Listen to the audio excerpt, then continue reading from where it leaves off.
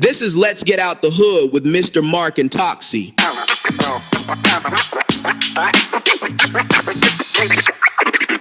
Time to break free, let's get out the hood.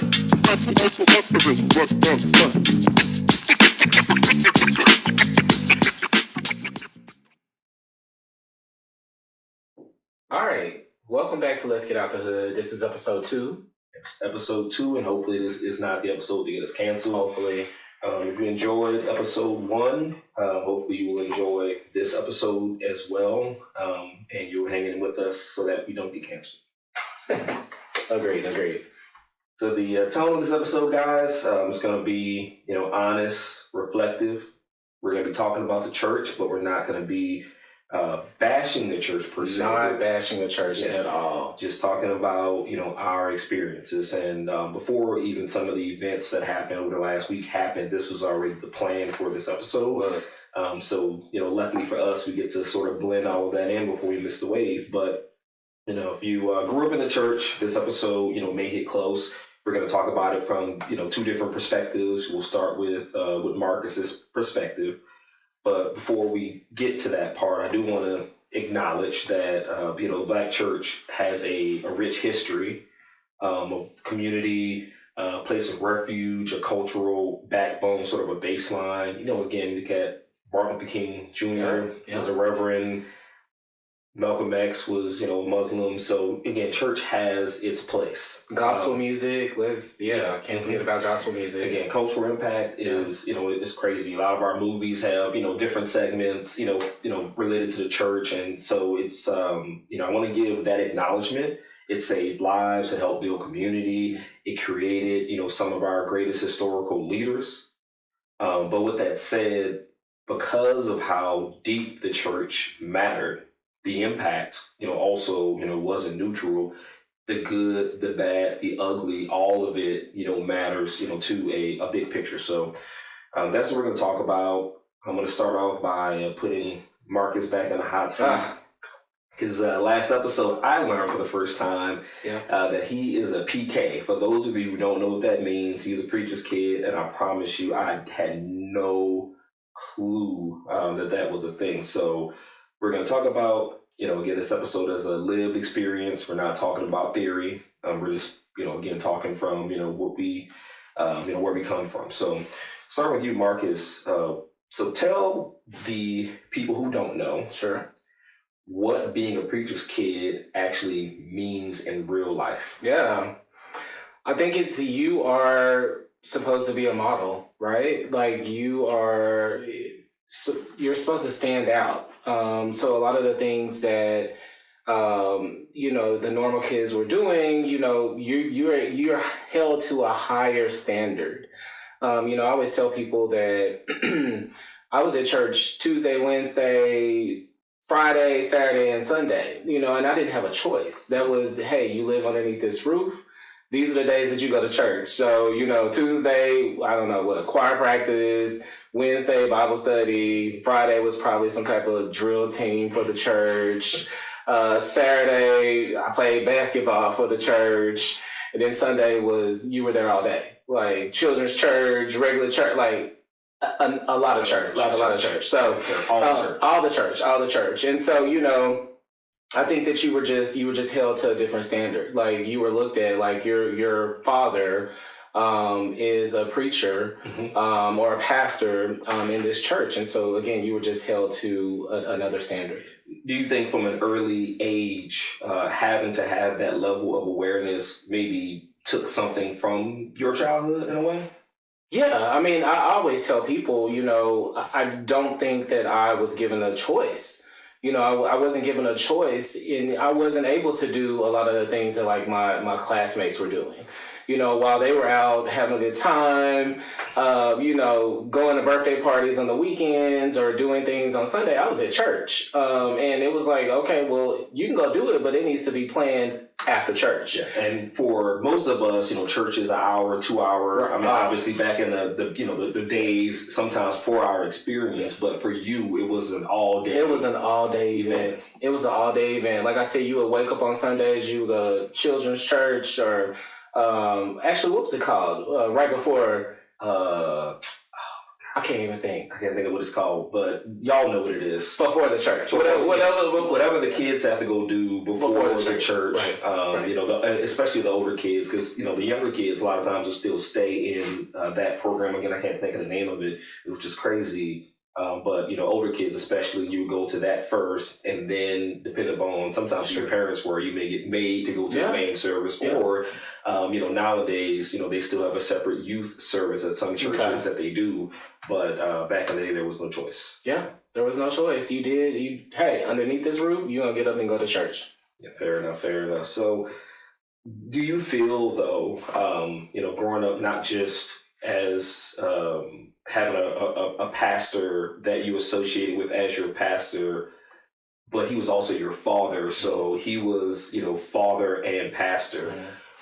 Was there an obvious distinction for you of, you know, dad at church, pastor dad, and father dad? Sure.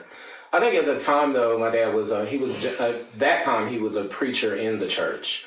He later on, you know, led his own church later on in life. But yeah, I think that there were two separate, right? There was the dad that I knew that was the fun dad. We would go out, you know, do the normal things that you do with your father. And then there was the other part that was very religious, right?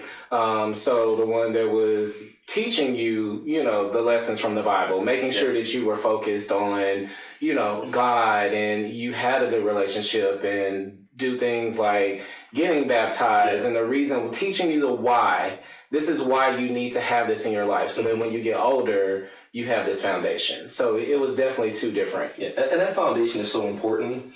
But I'm going to ask you another question. Sure. And I'm going to project a little bit. But did he have that other side? So, like, for example, my dad was, you know, very heavy into the word. Sure. Was preaching all the time. And we'll talk about that stuff. He wasn't an ordained minister. Sure. But that same man who could roll a Bible scripture, you know, off of his tongue like that is the same man that will be getting in road rage incidents on a regular basis. I just want to know, was there that other side or that side where he put the fear of God in you through some other methods? Oh, yeah, definitely. I you know, and we'll talk about this, I'm sure, in another episode, but, you know, God rest his soul, my dad was no Jesus, you know what I'm saying? Like him or a lot of the other preachers in the church, they were men first. Yeah. And that's almost say about that. Yeah. But you know, I definitely saw, including Peter, by the way, guys. Definitely saw things that, you know, made me question, you know, is this the foundation that I should have? And I think for me, though, it kind of just early on made me realize the duality of life. Absolutely. Right? Because a lot of times in church, everything is meant to seem black and white, right? And so, like, do I believe that my father was, you know, and is a man of God? Yes. Absolutely. You know, however, though, not only, you know, again, was he able to put the fear of God in us as children, he wasn't no slouch on the streets either. Yeah. So he put the fear of God in some men too. And I think it's just, again, just knowing that not everything is straight down the line, you know, black and white. I think, you know, following Jesus is, you do the best you can along that path, if that's where you're going. I get it, but how does it make you feel as a, you know, growing up, or, you know, even if you are trying to go that route and get back into church and you see those types of things, like you see these pastors do things that they stand up in the pulpit every day and preach against, how does that make you feel? Well, see, I prefer the pastor that doesn't necessarily pretend.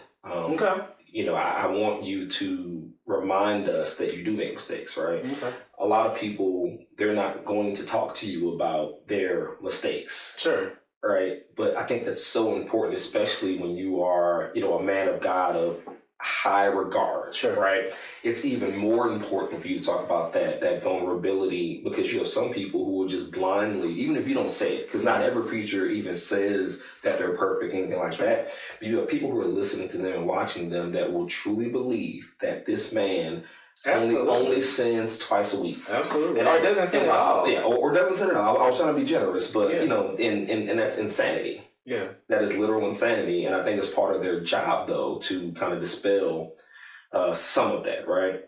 So, and speaking of some of this, you know, kind of things to the left, right? So you talk about, you know, things like some of the silence that comes from, you know, the things that happen within the church. That, you know, their survival. Sometimes there being, you know, this hierarchy in the church. Certain people, you know, sit here and people sit there, and I think some of those things also play a part into it. So as a kid growing up, you know, kind of just walking through your levels of awareness of some of the things that began to make you question. Yeah, I mean, I think it was definitely when I got older and I was able to realize that you can make your own decisions, right? You can have your own mindset about how you feel about church. You can have your own mindset about how you feel about God, if you even believe in God. And so, you know, I think for me, it was really just getting to that point. And I will say that I didn't get to that point probably until I moved out the house, right? Because up until that time, I was still in the house, I was still going to church. Yeah. But then I think I told the story on the last episode about how, you know, I was tithing and I had to make a decision. Was I paying this bill or was I going to tithe? Yeah. And then, you know, I made the decision to pay this bill. And I was like, oh my God, I'm not going to hell. I'm not going to hell tomorrow because I didn't tithe and I paid this bill. So I think it really, for me, it was when I got older and I started to have my own relationship with God, right? And realize that, hey, nobody can check off everything that's in the Bible, right? It doesn't matter how hard you try, you're still going to miss something. You're going to fall short on something.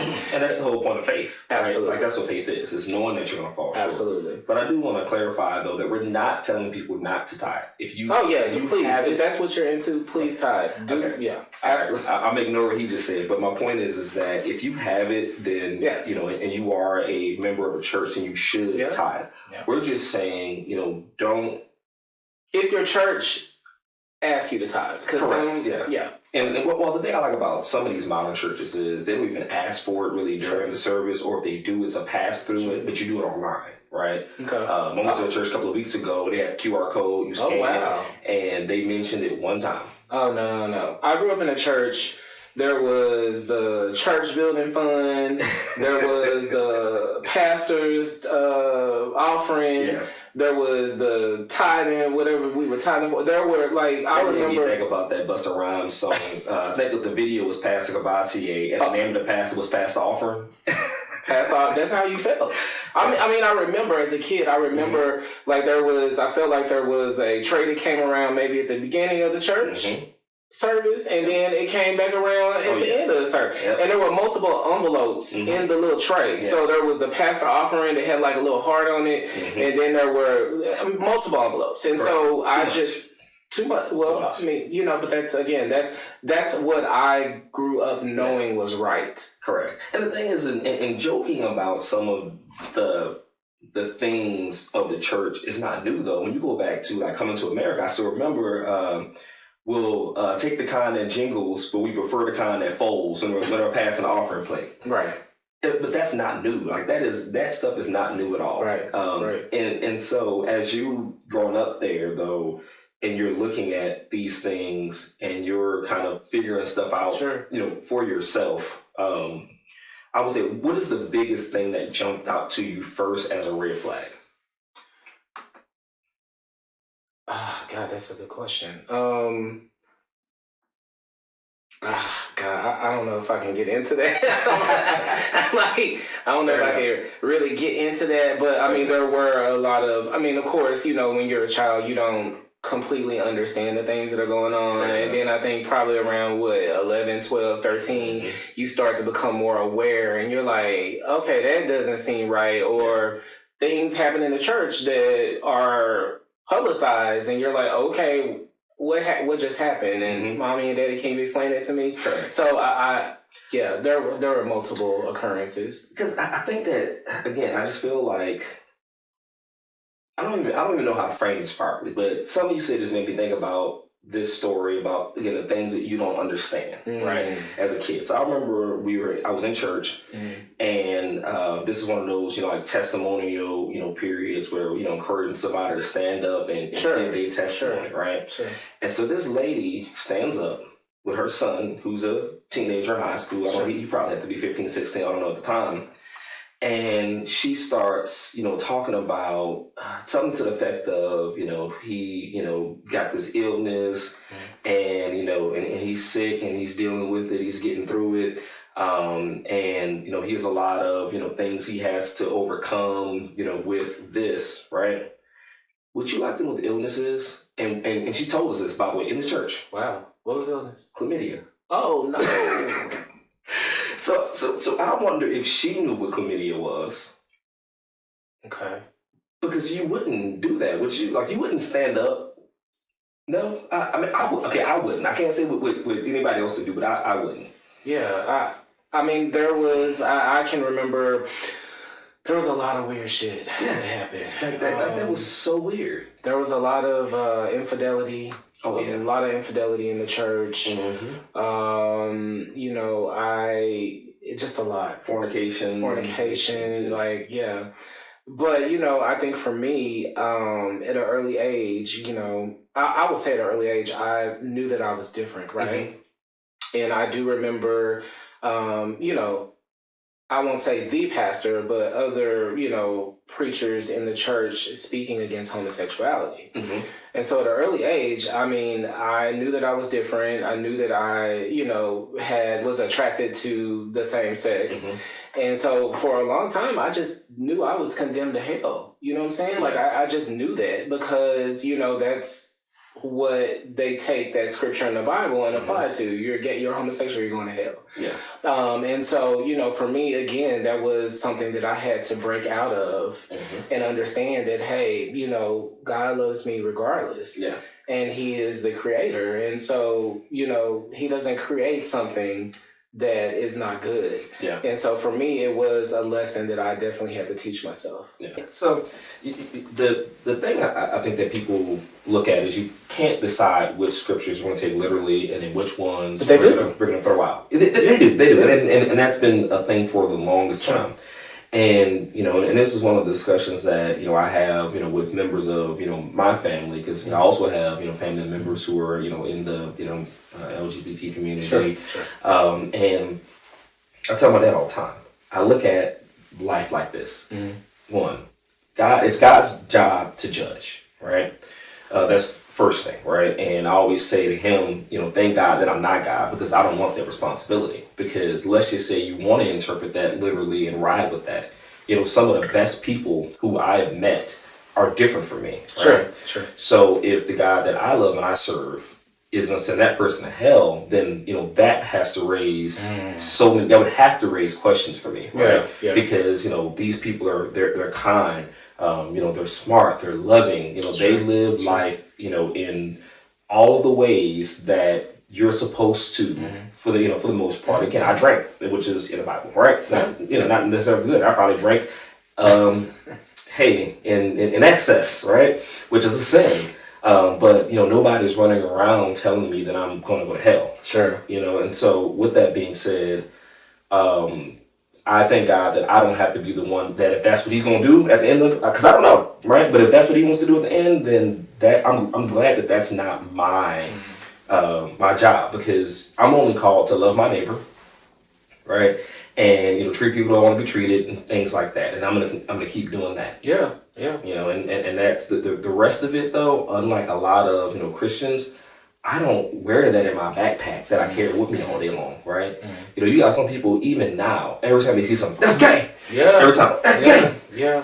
Like they have to. And and there's just different conversations to be had about those different people's motivations for why that is. But I think most of those conversations, they also need to have internally. Like, you literally feel like every time you see something, because that would be like a person who doesn't drink, and then every time they walk into a bar, that's liquor right there. That's liquor. What are you doing with that liquor? Every single time. Like, you'll drive yourself literally insane. Yeah. But there are some pastors today that are like that. Which is It's crazy. I had a friend that passed. This was years and years ago, and this was a really long time ago. And one of the mega churches, the family decided that they were going to, ask this pastor, could they, have the funeral at the church. Mm-hmm. And my friend, he was gay, and he had friends that were, transgender or whatever. And this particular pastor asked those people to leave. Wow. Yeah, he asked those people to leave the funeral. Yep. And then started preaching about homosexuality during the funeral. So I'm gonna say this, and I'm gonna try to frame it in a way that I think that more people will be able to understand. Okay, so when I look at like my kids, right? I mean, my kids are too young. I mean, maybe they know, they just haven't told me yet. Mm-hmm. But we haven't had that discussion about their sexuality, Sure, or whatever the case may sure, be. But I'm just speaking in general as far as parenting, right? When a lot of times when people don't know what to do, Mm-hmm. they do the extreme, Mm. right? Or they do the default, Sure. right? So anytime that my kids come to me with something that I'm in my mind like screaming like, Mm-hmm. and I don't know exactly what to do. One thing I always do is take pause, but then also two, my thing is that if I'm not sure what the correct answer is or what the solution is, I do this thing where I err on the side that's least likely to cause them trauma. Yeah. Okay. Yeah. So what that does is that it doesn't prevent them from, not it doesn't make them not want to come to me with stuff. First of all, Yeah. right? Yeah. And it doesn't lock me in that moment into whatever it is that I'm saying, right? It doesn't, because you don't want to get locked into that. But also, though, too, if you get locked into something, you can always take it back. Because my parents, the way they raised us is once they say it, that's it, right? And it took some adjustments for people to, whenever I tell my kids no, right? I always think about it after I said no. Like, why did I say no? Did I say no because I'm being lazy? Did I say no because they really need to do it? Like, that's just the way my brain naturally works. So I'm one of those parents that even before my kids have the chance to come back and ask me again, I may change my mind and let them know that I changed my mind. And I used to get criticized about that, but I'm like, why don't I get the ability to change my mind? Yeah. Yeah. This guy said no, that they're not going to become mass murderers because I said no, and I went back and I was like, yeah, let's go ahead and do this. Yeah. Right? Yeah. And again, I would like to hope that the same God that gave me that ability, let's just say you truly do believe it was written, right? Again, I don't know. I wasn't there, right? And there's different stories about who wrote the Bible, Sure. when it was wrote, what was altered, Yeah. Shakespeare, all of these things. I don't care about any of that, right? My thing is that I feel like, and this is why relationship is so important. Not always having a man in between your relationship with you and God. So I would like to feel in my heart, the God that I love, the God who's shown me so much love and grace, all right, has the ability to change his mind if you really are going to hang that hard on what was written. Sure. But on that note, let's shout out to one of our sponsors. You got that ad read, Marcus? Oh, yes. 1 second. Yes, All right. it's So, I want to take a quick moment to shout out Divine Lux Candle Company. So Divine Lux Candle Company makes luxury wood wick candles that are perfect for unwinding after a long day. Clean burn, great scents, and that soft crackling sound that instantly creates a calming atmosphere. If you're into cozy self-care vibes, these are definitely worth checking out. And if you're interested in advertising with us with Let's Get Out the Hood, follow us everywhere at Let's Get Out the Hood or email letsgetoutthehood@gmail.com. Also, Divine Lux Candle Company, you can find them pretty much on all socials. So check them out on Facebook, Instagram, and also on their website. And we'll drop the link below. Yes, sir. So let's talk about when you felt or kind of got to the point where your separation from the church, when you realized like this is the thing. Like, was it a slow burn or was it just it was crash and burn. It was fast.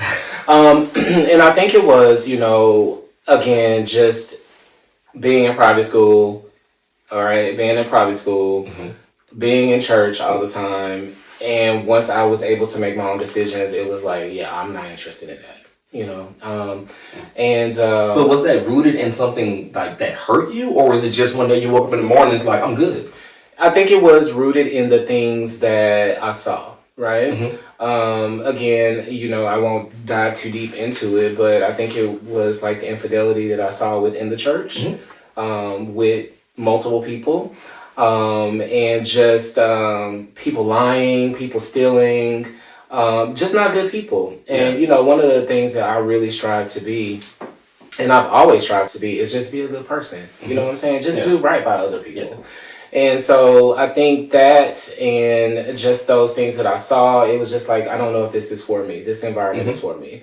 You know, I went to, you know, my parents put me in private school, which that also to me felt very forced, right? So everything that I had in my childhood seems, looking back, and I was talking to my therapist about this, everything that I had in my childhood seemed very forced on me. And so when you're able to make those decisions, you just kind of, you know, you go buck wild. And so that's kind of what I did. And now I don't want to say that I've ever separated from God, right? He just looks different to me. Okay. You know, I had I'll say an ex-best friend asked me, was I an atheist? And I'm like, no, I'm not an atheist. I believe in God, right? I've never said I don't believe in God. I never once said that, but he looks different to me. And I think he should look different to everyone, right? Like, I just think you should have your own personal relationship. You should not go by what is, I just don't think you should go by what is written. I'm going to challenge you and people who are in a similar boat as you. And again, I'm not a person who goes to church every Sunday. I recently think I started going back to church again. We'll get to that. I went to a church service Sunday before last, and I really enjoyed it. I do listen to sermons probably almost every day, and that's something that's new as of the last probably like year or two, right?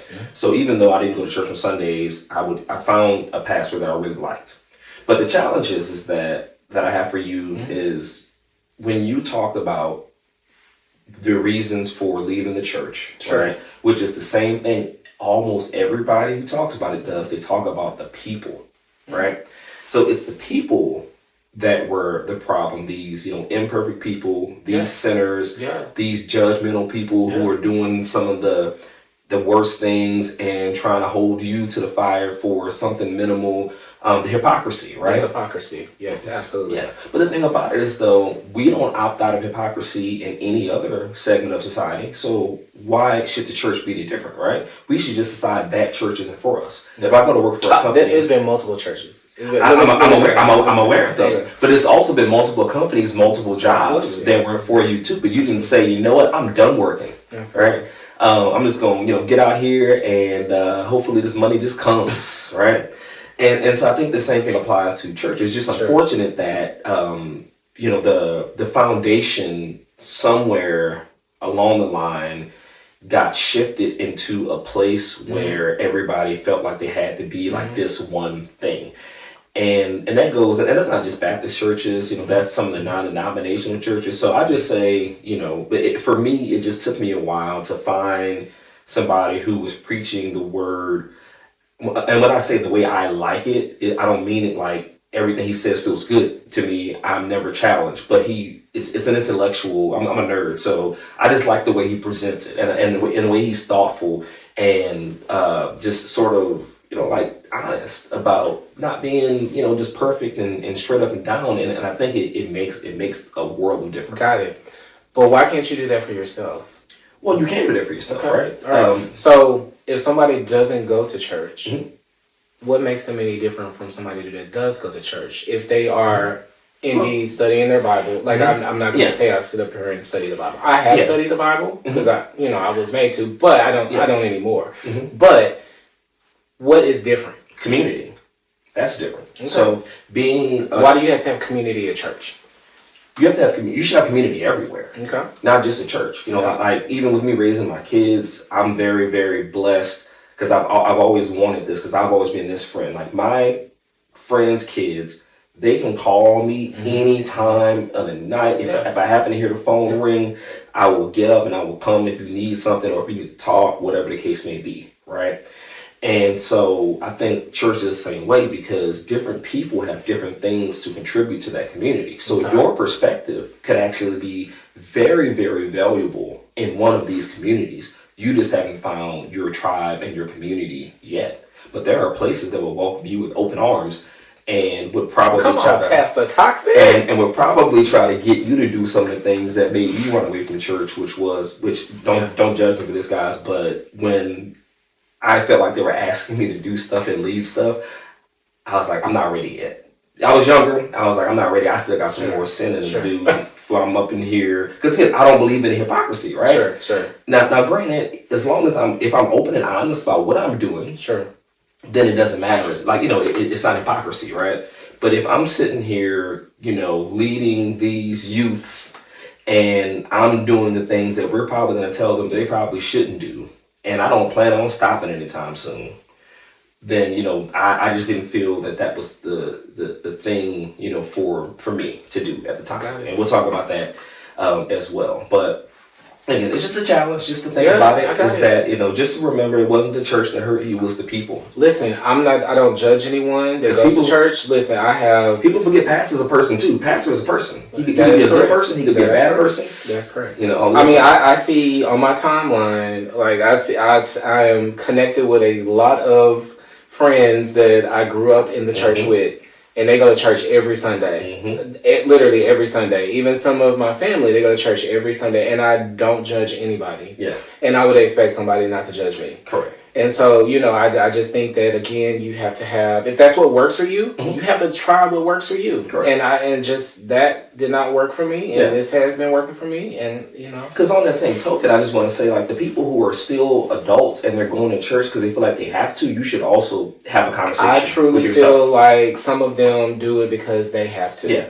I know I won't say several, but I know a couple of them I've had conversations with, and they do it because that's what they were taught. Yeah. I have a friend that's what they were taught. And so they get up and they go to church. But again, that is religion. That is not relationship. No. And it just sucks that I have, so many people, because you're not the only one, who are really good, solid people, right?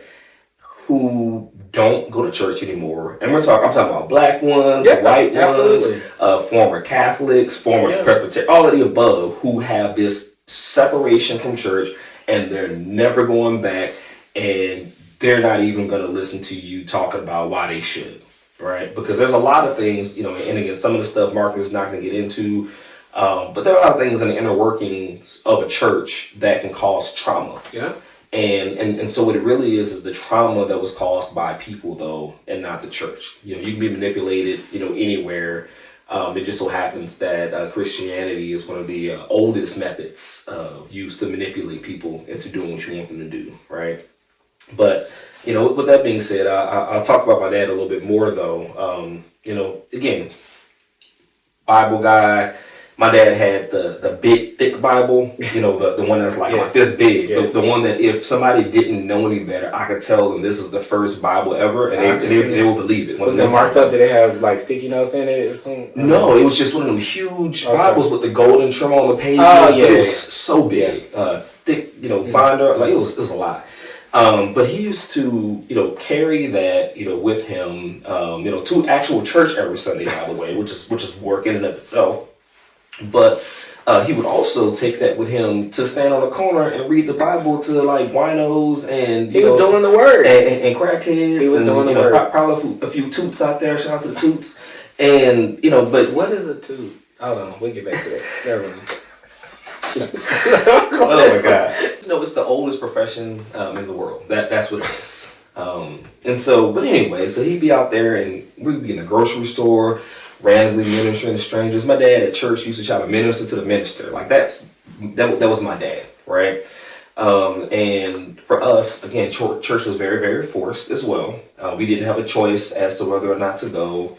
I would say the church services that I hated the most, though, were the New Year's Eve services. Oh, God, yes. Everybody outside having a good time. You can hear the firecrackers and people just joy.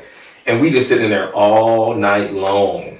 At like 12 o'clock though, like, did you like get in a circle? What we would do is we would, the entire church would like get in a circle around the church and hold hands and sing. We didn't do that. So because I remember one particular time very distinctly, right? Again, I'm always cracking jokes, and I probably need to stop this, but it's been since I was a kid. But I remember one time very distinctly, because I felt like they were just running out of stuff to do to cover the time to get to 12 o'clock, right? And so there was an altar call for any of the teenagers in the church who had fornicated, right? So all these dudes getting up, walking, and I'm sitting there, he lying. The entire time, he lying. Yeah, he lying too. And y'all just walking up there, and I'm just like, they gonna get prayed for that. But once again, I just feel like stuff like that. Yeah.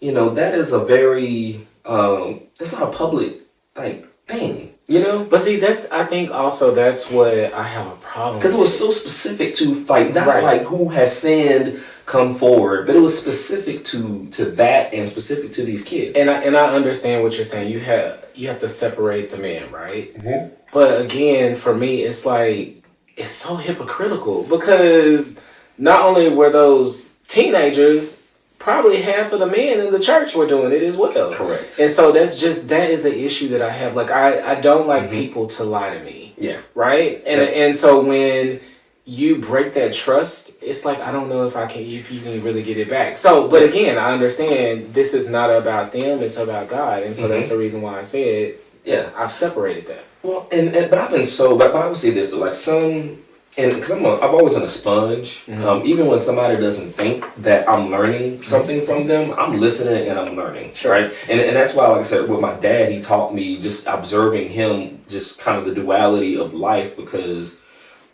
again, I gotta see how much I trust y'all before I tell y'all some of these stories. But my dad was a lot different of a person at home than people knew. But there was also two versions of that. You know what I'm saying? We had the gentle, loving dad, and then we had the hellraiser, right? And again, we'll talk about that because I had an incident in my house this weekend where my son had a birthday party over, and one of my TVs got broken, right? And I was just thinking about the difference between how my dad would have reacted to that and how I reacted. But anyway, back to the story. But on what you were saying though, I still remember from one of those random Bible study sessions though, the pastor who was leading and was telling us a story about how him and his wife, and they were in college, they just met, still boyfriend girlfriend, and they're standing in front of Suno. Shout out to Suno, and this girl walks up to him and asks him if he has $1 to catch the bus. Right? So the girlfriend is like kind of tugging at him, like, don't give a girl money, right? And so he reaches in his pocket, gives her $1. When the girl walks off, she was like, she's not catching the bus. She's about to go right over there to the snow cone stand and get a snow cone, right? A snowball, as we call them in New Orleans, right? And what he said to her was, that's her problem. I gave her the $1 with the intention of what she asked for it for. What she goes over there and does with it, that's up to her. That's between her and God. That has nothing to do with me. My deal with God was made by handing her that $1 and that's it. Right? Yeah. And so I think, again, we let people get in the way because people are going to fuck up continuously. Sure. Some people do it by accident. Some people do it on purpose, right? Some people just don't care. It's just, it's sometimes it's negligence. And sometimes it's literally intentional, like, I'm doing this thing, right? Yeah. Like a lot of these pastors who get caught up in these, like affair type scandals, right? There is, there's two ways that can happen, is my point. But my point is that unfortunately, a lot of times, especially back in the day, now it's different, but back in the day, the woman took the brunt of that. And the pastor didn't take no blows from that whatsoever, pun intended. And the woman took the brunt of that. But now, because the news cycle is on fire and it's so instant, it's harder to hide those kinds of things, right? But again, that's a person doing what people do, right? But the problem is that he's a person of all the hoes in the church. Yeah, no, don't say it. But pastors are supposed to be higher regarded, though. They're supposed to be, and that's why it's such a big deal when they do it, and than it is just the run of the mill man, cheating or whatever the case may be, right? Because they are supposed to be of higher regard, and that is true, and that's held to be true. But my point is that when that trust is violated, for a lot of people, it's devastating. Yeah. And they don't recover. But again, you got to walk through it though, right? Yeah. It's not just I'm devastated and that's it. Just like any other form of trauma and devastation, let's walk through that. Why is that? Sure. Because a lot of times people stop trusting themselves because they put trust in somebody, right? You think about like women who get cheated on. One of the things that therapists will tell you all the time is that not only are you having trouble, with the fact that obviously you can trust this person, which that's all them, but now you're questioning your trust. So you have people who put 30 years into this church, 20 years into this church, whatever the case may be, and now all of a sudden they're questioning, themselves. But again, the problem is that your faith was misdirected. Your faith should not have been in that man setting up there. Should have been in the church. But I got it. On to a lighter note, though, I want to tell you a lovely little story because this is going to be a good segue into our pop culture topic. My first time at a mega church. So as you know, mega churches. Was your church a mega church? You went to growing up? No, it was not a mega church. One of my friends, I'll just call him C because I feel like I probably would blurt out his name if I actually say it just because of reasons that we're not going to discuss in this podcast. But his mom was taking some boys to a youth trip in Atlanta. Right? Okay. I had never been to Atlanta. I had never traveled anywhere without my parents whatsoever. We pull up to this church and I'm just looking at it like this looks like a stadium. Like this is amazing, right? And shout out to, not shout out to them, but this is one of the first big mega churches, right? Like the one where you knew the guy's name, right? In Atlanta. Oh, okay. Right? Yeah. I got you. So we get to the church and we walk in there. And now that I'm inside, I'm even more like, oh my God. Yeah. And it was so many people, so many kids, right? The other thing is that Atlanta different. Atlanta is so different, y'all. Shout out to Atlanta. And again, I've only been twice, okay? One was as a kid and one was briefly as an adult. Okay, yeah. It was a turnaround trip, and so I need to go experience Atlanta. But I get in there and you know it's different immediately. Again, I'm a young boy, so I'm gonna talk about the girls. It's like, oh my God, what's going on here, right? But against youth weekend, and the church felt like I was in the club. So like around that time, Young Bloods was popular. If you don't give a damn, that's all right. They didn't remix it. They remixed it, the Jesus version. It was something like, if you let it love, don't throw it up. Hey, but you got people in there like eight times slumping for Jesus and all of that. But you had girls throwing ass in there too, and I'm on ass. I'm a kid. Forgive me, right? But I don't like. I'm a young boy who, at that point in time, actually, I had just. It was probably 8th grade. It had to be 8th grade because I had just left public school in New Orleans, going to private school because some folks loved me enough, and in financial aid situations, whatever, my parents wanted me to be better, and then I got kicked out a few years later. But again, another story for another day. But, but after being at an all-boys school, where I went from being around girls all the time to not being around girls, you start looking at things a little bit different. But anyway, so that church service was unlike any church event that I'd ever been to. Again, in their defense, it was not a formal service. It was youth weekend. But I'm just saying, though, it was unlike anything ever. That was, again, my first time actually being inside of a mega church, right? So to transition to where we're going, at the end of that church service, we're walking out. Again, it's a bunch of people. So, obviously you got, parking attendants, but everybody's trying to get out, right? All of a sudden, it's like the Secret Service popped out and the Red Sea gets parted, right? And they're like shoving people, like moving us off the way. And I'm just trying to figure out what's going on. The pastor's daughter was trying to get out.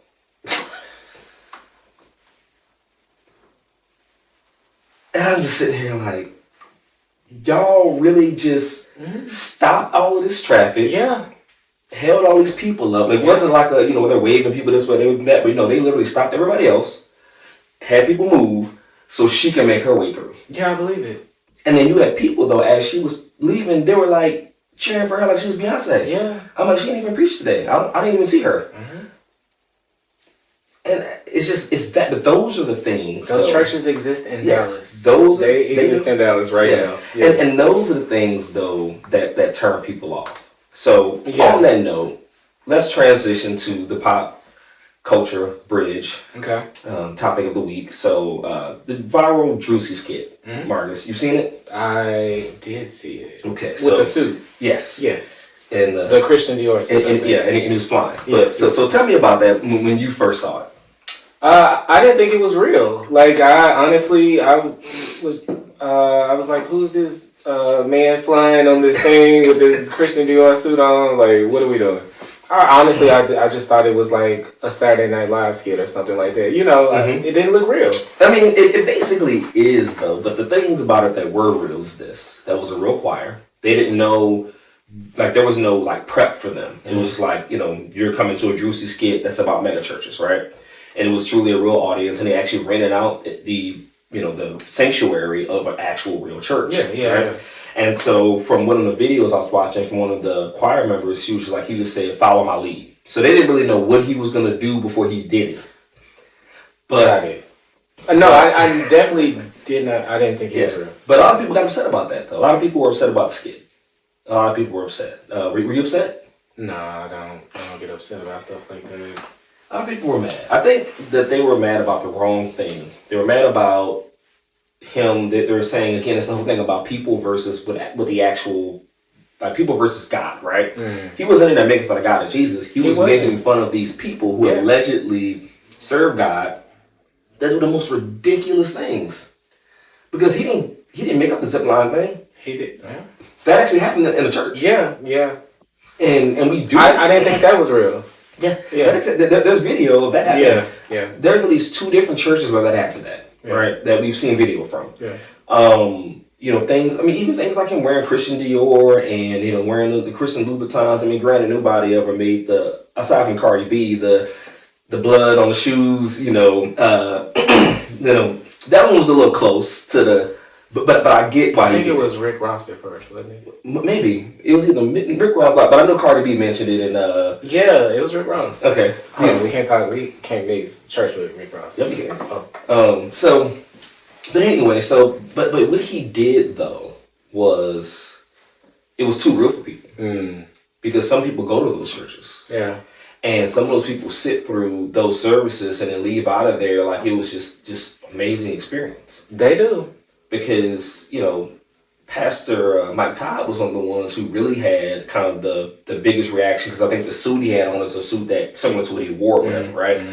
And he comes out talking about how this was a distraction. So that was a distraction. Is somebody flying through church on a zip line? Is that not a distraction? Or is that suit not a damn distraction? Let's talk about the suit being a distraction.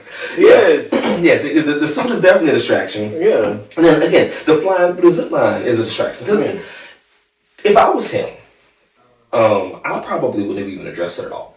If I'm being honest with you, right? Because it was a moment, and it was a huge moment. Don't get me wrong. But of all like the pop culture things to address, he didn't have anything else to preach about on that Sunday. Clearly not. Drewski saved because even the preaching about it was weak because he was saying something along the lines of people who took time away from their family to argue in comments. Sir, they were going to do that anyway. Yeah.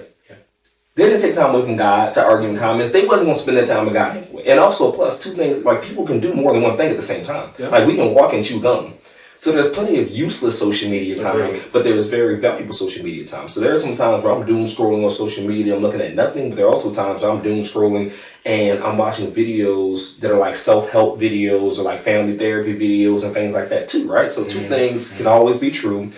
And for him to just totally try to use that as his visual for the week to talk about what distractions look like is crazy because it wasn't a distraction. But what it was a indictment.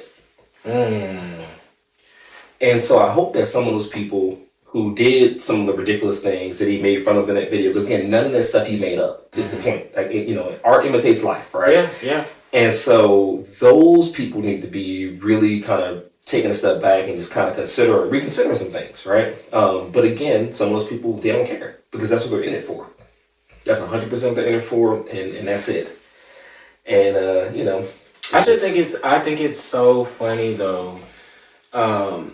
The followers of pastors like that. I see all the time. Like I think a couple of weeks ago, I saw some church had purchased their pastor a Rolls Royce, and I'm like, is this for real? Is this real life? Like what are you thinking? Okay, so let's talk about this because I also always want to give people the duality and things and the perspective. Okay, so let's talk about from a business standpoint.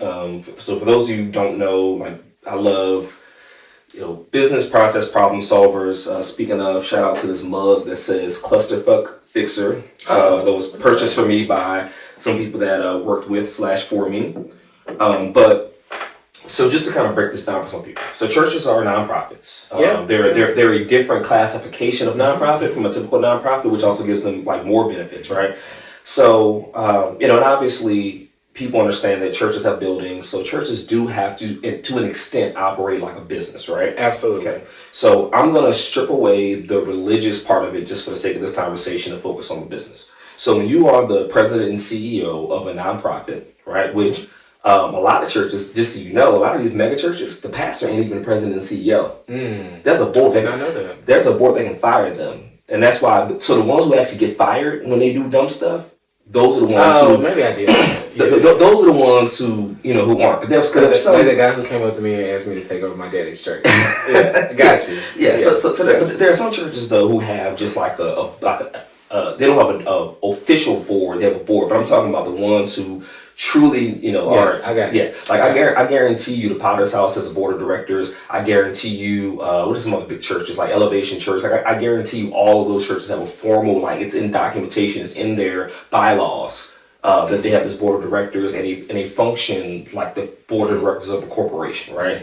And again, I know that sounds like a lot for some of y'all, but that is really technically the smartest way to do it. It does not have to be abused. People abuse it, but I'm just saying like that is the best way to do it. Literally. Like we're doing this podcast right now. Me and Marcus got business to discuss, right? And this is just a podcast. And so and it just makes things easier, makes things clear. Gives you clarification. So if you're the president and CEO of a corporation or a nonprofit, you can be paid commensurate to the amount of, revenue generated, right? Okay. So I am not against pastors being paid, salaries that are commiserated to the revenue, right? Per se, with a reason. Everything happens with a reason. Got it. I understand that. I understand that. But if you are a pastor in one of these marginalized communities, should you be pulling up in your Rolls Royce, your 2026 Rolls Royce? Should you be pulling up in that? It's not tasteful. Even if so again, I'm giving duality here, right? So even if you're a certain pastor who does generate revenue from other things, you got famous because of the church, but you do have other sources of revenue like books and different things like that. It is very, very distasteful for you to pull up. I'll even take this to a lesson that I learned from someone that I won't even mention their name because I think they're absolutely terrible. But this person had a pretty high position at a company that I worked for. And I actually asked them one day, I actually showed up. I'll tell you, I showed up to work and I had some Christian Louboutins on. And this person pulled me to the side and they were like, hey, you work for a company, you work in HR, a lot of people look at you each and every day and you're hiring people who make $15, $16 an hour. Yeah. How do you think that looks to them? That's beautiful. And I said, you know what? You are so right. Yeah. Yeah. So that takes me back to that question. If you're a pastor and you're expecting people to listen to the word that you're giving to them, should you be showing up in Christian Dior suits, driving Rolls Royce? If it's me, and this is unpopular, I'm gonna say no because I don't care about things. Period. Though, right? Like I don't care about stuff. Like I'm not one of those people that is always worried about like what I'm wearing, what I have. No, I agree. I agree. These people are tithing. These people are giving to the pastor's fund. But that's what I'm saying. But those pastors also still clearly very much care about that stuff. right? True. Because, that Christian Dior suit, you could have went to Target and bought one just as ugly. Yeah. Men's Warehouse. Damn. Somewhere like that, right? It would have been just as ugly, Sure. Because most of the time they're like celebrities. So if it's a suit that's that, Sure. so what I'm looking for, like that much of a standout suit, Sure. you're not going to wear that more than once. So that suit got worn for that service, never worn again, right? And to me, that's also not something a pastor should be doing because, again, it's wasteful, right? You're preaching moderation. You're preaching not being, lustful. You're preaching not being You're preaching not being gluttonous. All of this stuff, and to me, that is sort of gluttonous because there's nothing that a Christian Dior suit can do for you. But I think now listen. Let me just add to this. An ugly one at that. Let me just add to this. Now I think you should buy whatever the hell you want to buy, right? I just don't think that if you buy it, I don't think that is the environment that you should be wearing it to. But that's a hard line to draw for somebody, though, right? Because Christian Dior for it doesn't matter. Me may be a big deal in terms of looking at the cost, but that may be like I cut my grass in Christian Dior. You got people. You have people in this world who can literally afford to cut their grass in some Louboutins now. I'll give you another. They shouldn't know, by the way. I just want you to know, Louboutins, you should not do any activities aside from walking in them. And we're not endorsing. We're not endorsing any Christian Dior or Louboutin. But don't do anything other than walking, and don't even walk too fast. Because I walked into Capitol Grill one time, and I was late, and I was trying to put some pep in my step in the damn Louboutins, and I almost bust my ass. Let me just say this also. I'm slick. It's double. I had a friend. I had a friend that attends a mega church. Mm-hmm. And this person was really, really struggling at the time. And literally... struggling financially. Okay. In this particular church, this pastor, and I'm talking about this pastor, people probably know if they're in the Dallas area. Okay. This pastor would, pretty much demand for his members to bring a certain amount of money each week. Right? And this person didn't even have a car. Right? And so I remember... she asked me, hey, can you drive me to the church to take my tithes or whatever? And I was like, yeah. And I literally took her to the ATM machine. She took out $300 and took it to the church. And I would say consistently, she would ask me multiple times, hey, can you pick me up, take me? And so that is the problem. Yeah. And this is a mega church in Dallas that people, and this pastor, people really respect. He is in the community. He is in the community and people really, really respect him. People are the problem. Because he also clearly doesn't have, again, people holding him accountable. And I'll say he's an asshole. I've seen him be an asshole before. Okay. And a lot of them are, though. Yeah. For example, I can't remember the name of the pastor, but y'all know him. The one where the lady was in the wrong line with the money. She was in a $2,000 line, and she brought $1,235 and change. Yeah. And he admonished her for that. What are we doing right now? I understand he ordered an organization. Come on, man. Yeah. It was her and her son, right? I think so. Yeah. Again, I try not to even digest that's just the problem. Material. I try my best not to even digest it all the way, but that's wild to me. That is the reason why I don't go to church. But hey, that's we already talked about. But you gotta think about this though. People treat pastors the same way they treat celebrities though, and that's also a lot of them are celebrities. A lot of them are celebrities. But my point is though, their favorite celebrity can do no wrong. Yeah. So they look at pastors the same way they're the heroes. And a lot of them folks ain't really heroes. Yeah, you're right. They're not leading you anywhere good. You're right. But to put a little bow on this whole Drewsy situation, I would say, I'm getting back into church. I appreciate it. Because good for you, Toxie. Good for you. If I ever walk into a church and somebody's on the zip line, I'm out. There's a church, I won't name it, I'm not even going to tell you the location of it, but it's local to the DFW, because one of my best friends goes there. And he don't play about his church, but he's not one of those crazy people, but it's just the reasons why I don't go to that church. So pastor's a good pastor, I like the message, but he always has props. And I'm just am I at a magic show or am I at church? What's going on? That could be fun. You gotta meet. You said it can be fun. Sometimes you gotta meet people where they are. But every week, come on, man. No, man. No, but because now we're doing is this a show or is this church?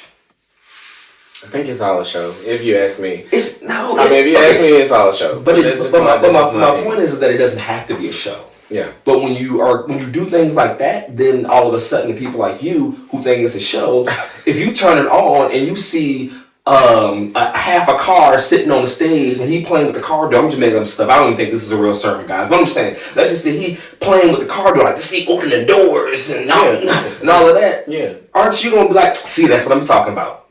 Immediately. But again, for some people, they're gonna be like, "Ooh, that's deep." Like he's opening the door. Like and them the same people who came. God wants you to come in. Like I don't know. He wants you to. Like I don't know. Like for some people that is like a deep message for them. Man. So I mean I get it. But that message is the point of the message to be deep. You shouldn't have to have a car door. You want to pop every sermon? I mean maybe every sermon. If it's gonna keep me engaged, then yeah maybe. I don't know. Like it's just not for me. Again, I'm sorry for the people who go to that church because I know y'all know who y'all are, and I'm so sorry because I want everybody to keep going to church. Yeah. If you going to church, I want you to keep going to church. I love your pastor. Not that we would influence you, but I think again, shout out to anyone that goes to church. Like I said, I see on my timeline every Sunday. I see one of my friends on Facebook post almost every day about what God wants you to do, and I love it. Because I read it. You know what I'm saying? Yeah. Like, and sometimes I like it, you know, and I'm going to start sending you sermons again for my guy. I'm not going to name him yet, but I'm going to start sending you sermons. I don't know if By the way, the other thing about the Mike Todd thing that's so hard for me, though, is one of my good friends who's actually a pastor, right? He, not that long ago, because I was telling him about, because I'm in the middle of writing a stage play. And in a stage play, I wrote a piece of a sermon for the stage play. We talked about this the last time at the end of the episode off air. Okay. And so he was one of the people that I sent it to just to have him look at it because even though the stage play is like a dark comedy, I also still wanted the sermon to be structured properly, right? Because I think that again, even in times like that sermon might hit somebody, right? And so. So I wrote and I sent it over to him, and then we got into this discussion about my favorite pastors, the ones that I listen to on a regular basis, and who my favorite pastor is. Because I treat my pastors like celebrities too, in a sense of not because like, oh my God, I'm gonna pass out when I see them, but I've listened to certain sermons like 20 plus times. Wow. Because same way you listen to your favorite song, I go back and get that message again because there may be something that I missed the first time, or it might hit different today than it did a year ago, right? So like. They got sermons from 7 years ago, that I'll listen to, right? No judgment here. I love it. I love it. So he's the one that hit me with the, hey, have you heard of Mike Todd or whatever? And so they have the same hairstyle, by the way. And so in retrospect, maybe that's why. But I did go check him out, and he was cool. Like it wasn't, it wasn't bad. It was cool. Sure. I think I think it's just more so because I'm a nerd. Because I don't like the straight down, up and down, ABC, 1, 2, 3, and then like the metaphors, like a rap, right? You got people who rap like, I got Macs like computers. Okay? Cool. Like that's, you got it, right? I got it. Yeah, first time. You got the first time, right? We got the first time. Bars, yes? Yeah. And you got some people who will figure out a way to actually make that into like a real bar. And I wish I could think of one on top of my head right now, but I can't. Because there are some, right? But my point is that like that's the difference. So even in my preaching, I want you to not just give me, just the woman at the water was thirsty and Jesus told her, woman, don't thirst no more or whatever, right? Like I don't know. I want like is that real? Okay. All right. I think that's kind of real, but I messed it up a lot. But I think it is real. But it's one of those sermons that gets preached on a lot where Jesus meets the woman at the well. It gets preached on a lot. Sure. And I'm just saying, the 2 times I heard him preach on it, though, the perspective is crazy. Right? Got it. That's all I'm saying. So, but just to wrap that up, let's move on to our next ad, because I do want to make sure we give time to our lovely sponsors, because not everybody has them, right? So, Eccentric Personas Photography. Yeah. They capture people so they can remember how life felt, no matter the season they're in. Whether you're celebrating a milestone or simply showing up as yourself, their sessions are relaxed, creative, and personal.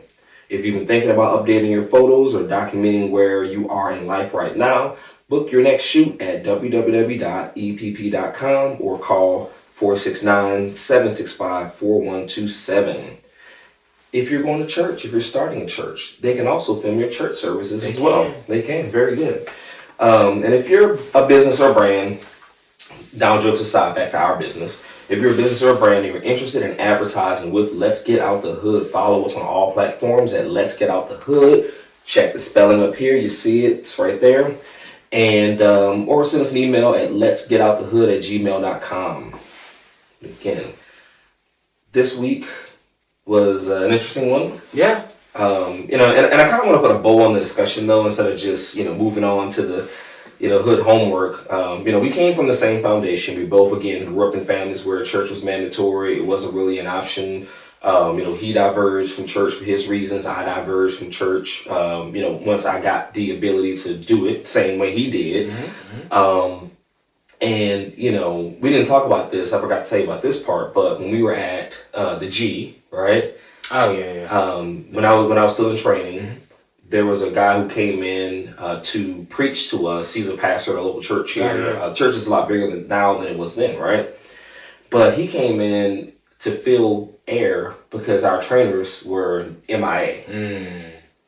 And he just talked to us about life for a good hour and some change. So afterwards though, I stopped him as a 19-year-old and I was like, man, if you were able to do that with what we just talked about in here, imagine what you could do with the word. And that's when he was like, I'm a pastor. And I was like, oh, okay, cool. So he told me the details. And eventually I ended up going to a church service. At the time, the church was in a daycare. So they were renting out a daycare center on Sundays. The small church just beginning there, right? Yeah. But one of the things that I love the most about that church is that when the collection basket went around, it went around once, right? But he sat there and wrote a check just like everybody else. And that's impressive. Yeah. And for the longest time, he was the biggest donor to his church. That's amazing. For the longest time, right? I mean, now they have, baseball players and things that go there, but I'm pretty sure he still gives a sizable amount. That's just how he was. There were times where, I walked in there and he's vacuuming. The pastor, and this is after they upgraded to the bigger sanctuary, right? The bigger church with more stuff going on. And he's vacuuming. Okay. He's cleaning bathrooms, right? Yeah. There were services on Sunday when I would pull up and it's raining outside. He was outside parking cars for people. Awesome. They don't have valet normally. But my point is that he was standing outside parking cars for women so they could, go into church and he will park their car for them. Right? That is a man of God. That is a man of service. That's what service truly is supposed to look like. And I know it's not always feasible in some of these, larger churches, just because people are crazy. But I honestly feel like no matter where that church ends up trajectory-wise, that stuff, as long as he's able-bodied, isn't going to change. And that will be the culture that's built, so it won't have to change. Yeah. So there won't be a culture of pandemonium, right? Yeah. I actually went to this church. It's another location now, maybe a year or two ago. And it was just as great as it was last time that I went. And so I said all that to say, it's the people. It's not the church. I promise you, it's the people. It's literally the people, man. I got it. But on that note, got it. Hood homework, Marcus. Tell me about that. All right, so I want you to think back to what you wanted to be as a kid.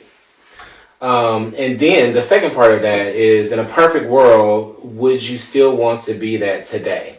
Please drop that in the comments on the channel. Because eventually we'll start sharing these, some of them on the show. So, please, drop them in a comment, let us know. And I am feeling like a follow-up question that we'll do next week, next episode. So, or not next week, but next episode. So I'm going to add a follow-up question, but I want to see what the answers are first. And then once we start seeing some of those answers, I'll give y'all a follow-up question for next week's Hood homework. But we do want to thank you guys for listening. Hold on. Oh. What do you think our next show should be? I think it should be, what about your friends? Ooh, okay. I'm going to piss a whole lot of folks off. Oh, personal folks? Probably. It's jeez. We won't name any names. We don't want to be sued. Oh. Fair enough. Fair enough. Well, let's do it. Let's do it. I'm definitely good for that. But definitely, again, guys, thank you for listening. Again, just want to reinforce honesty without judgment. As you can see, Marcus and I are on sort of different sides on the whether to return to church or not spectrum, but we're able to have an honest conversation as friends, absolutely, and just discuss it and sort of challenge that perspective. Again, it's not about church attendance. It's not about how much money you give, tithing. It's about, truth. And that's kind of, where we are. 1000%.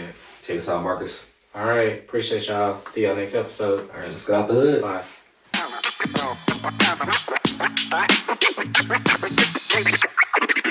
Time to break free, let's get out the hood.